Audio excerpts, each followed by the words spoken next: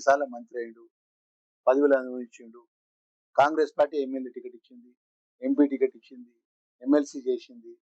ఇలా ప్రతి కోణాన్ని కూడా రాజకీయ కోణంగా మాట్లాడితే ఇప్పుడు టిఆర్ఎస్ పార్టీ ఎమ్మెల్యే గారు నా పక్కన కూర్చున్నాడు.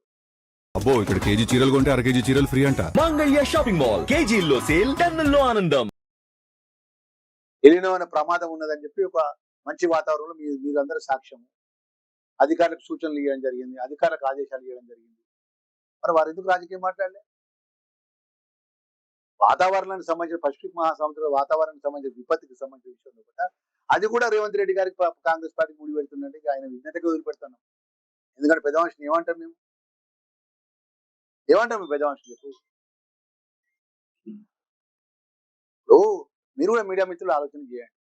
ఏది మాట్లాడినా రేవంత్ రెడ్డి కాంగ్రెస్ పార్టీ అని చెప్పి మాట్లాడు తప్ప వేరే మాట మాట్లాడుతున్నా చెప్పండి.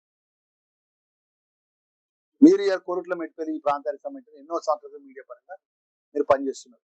ఇలా కాంగ్రెస్ పార్టీ పక్షాన ఇలా కాంగ్రెస్ పార్టీ ప్రజాపాలన వచ్చిన తర్వాత ఇలా ఉన్నటువంటి సంక్షేమ కార్యక్రమాలు గత ప్రభుత్వం చేసిందా?